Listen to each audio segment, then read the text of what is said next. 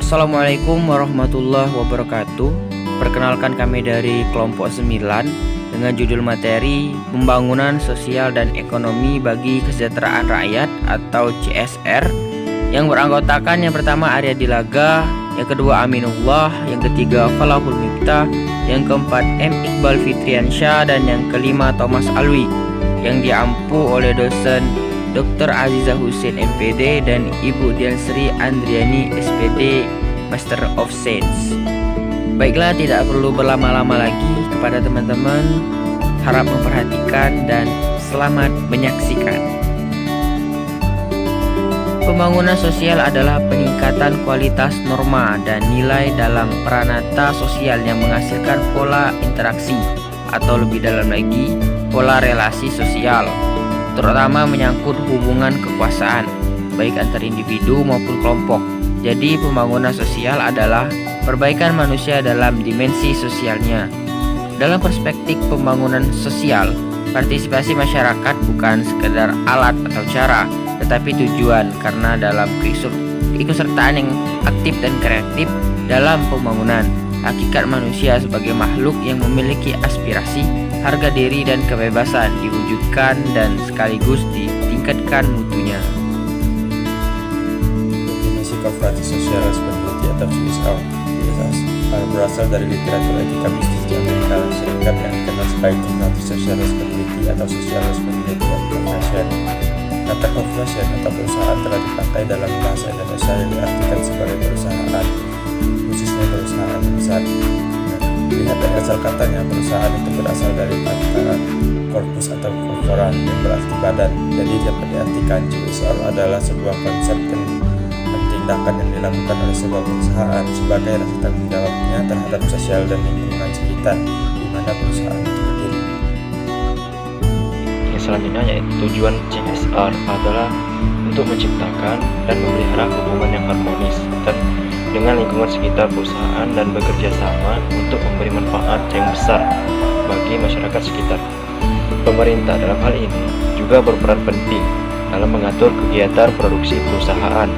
Selain mendapatkan pajak dari perusahaan tersebut, perusahaan berperan dalam melakukan kegiatan produksi dan masyarakat berperan dalam pemberdayaan dan pengembangan masyarakat. Nah, dalam manfaat CSR ini bagi perusahaan, yang pertama meningkatkan citra perusahaan di mata masyarakat, yang kedua mengembangkan kerjasama dan dengan perusahaan lain. Nah, yang selanjutnya membedakan perusahaan tersebut dengan para kompetitornya. Nah, memperkuat brand perusahaan di masyarakat. Selanjutnya memberikan inovasi bagi perusahaan tersebut. Nah, itu untuk manfaat CSR bagi perusahaan. Sedangkan manfaat CSR bagi masyarakat adalah yang pertama meningkatkan kesejahteraan bagi masyarakat sekitar dan meningkatkan kelestarian lingkungan hidup sekitar. Yang kedua, adanya beasiswa untuk anak tidak mampu di daerah tersebut. Biasanya perusahaan nanti akan membuat beasiswa yang akan diberikan untuk anak di sekitaran lingkungan masyarakat tersebut. Ketiga, meningkatnya pemeliharaan fasilitas umum. Nah, selanjutnya adanya pembangunan fasilitas masyarakat yang sifatnya sosial dan berguna untuk masyarakat banyak, khususnya untuk masyarakat yang berada di sekitar perusahaan tersebut.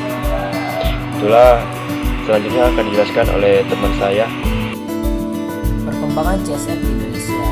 Kewajiban CSR di Indonesia diawali dengan disahkannya Undang-Undang Nomor 25 Tahun 2007 tentang penanaman modal pada tanggal 26 April tahun 2007. Kewajiban CSR ini yang harus dilakukan oleh perusahaan ataupun perseroan termaktub dalam pasal 15 dan pasal 34 undang-undang tersebut. Dalam Undang-Undang Nomor 23 Tahun 1997 tentang pengelolaan lingkungan hidup, ini juga tetap ditegaskan mengenai kewajiban bagi pihak yang melakukan usaha untuk memberikan informasi yang benar dan akurat mengenai pengelolaan lingkungan, sehingga makna dari CSR dan pemahaman mengenai CSR dapat tercermin dalam ketentuan ini. apabila kita melihat pada Undang-Undang Nomor 23 Tahun 1997 tentang pengelolaan lingkungan hidup, ditegaskan bahwa setiap orang memiliki hak untuk berperan dalam pengelolaan serta harus memelihara lingkungan hidup. Dampak CSR bagi lingkungan. Menurut Clark 2000 bahwa terdapat hubungan masyarakat dengan komunikasi yang efektif dan manajemen hubungan dalam penerapan tanggung jawab sosial perusahaan akan diperoleh banyak manfaat bagi komunitas dalam bentuk keahlian komersial, representasi bisnis sebagai promosi prakarsa komunitas, kompetensi teknis, dan personal individu pekerja yang terlibat, peluang pencipta kesempatan kerja, pengalaman kerja dan pelatihan, pendanaan investasi komunitas, pengembangan infrastruktur. Baiklah, fakta lain dari penerapan CSR adalah oleh perusahaan-perusahaan di Indonesia adalah bahwa ternyata sebagian besar masih dilatar belakangi oleh upaya sebagai besar untuk meredam konflik antara perusahaan dengan masyarakat sekitar tempat perusahaan beroperasi. Misalnya, yang terjadi di Papua oleh PT Freeport. Motif meredam konflik seperti ini tentu tidak akan memungkinkan upaya pemberdayaan masyarakat untuk dilakukan secara komprehensif. Banyak kasus menunjukkan bahwa realisasi program pengembangan masyarakat (community development) yang dilakukan dengan motif seperti ini hanya dilakukan secara parsial, tidak partisipatif, belum terencana, bersifat elitis, serta belum mampu meningkatkan kapasitas masyarakat lokal.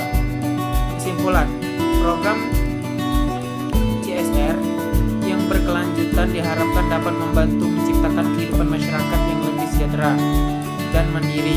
Setiap kegiatan tersebut akan melibatkan semangat sinergi dari semua pihak secara terus-menerus membangun, menciptakan kesejahteraan dan kemandirian masyarakat. Saat di perundang-undangan yang berlaku memberikan kesempatan bagi semua perusahaan-perusahaan di Indonesia untuk melakukan kegiatan CSR.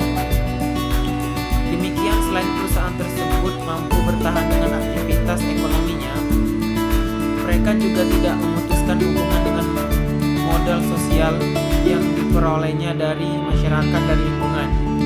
Satu pembelajaran yang dapat diambil dari pemanfaatan CSR bagi peningkatan kualitas hidup manusia, yaitu adanya penekanan pada aspek kesukarelaan dan altruisme perusahaan dalam melakukan aktivitas CSR-nya sehingga mampu memelihara eksistensi perusahaan dan tanggung jawabnya pada manusia serta lingkungan sekitar. Itulah teman-teman tadi penjelasan singkat untuk materi kelompok 9. Untuk teman-teman yang kira-kiranya ingin bertanya, boleh di komen di kolom komentar. Dan saya selaku moderator mohon maaf bila ada salah kata. Baiklah, saya akhiri. Wabillahi taufiq wal hidayah. Wassalamualaikum warahmatullahi wabarakatuh.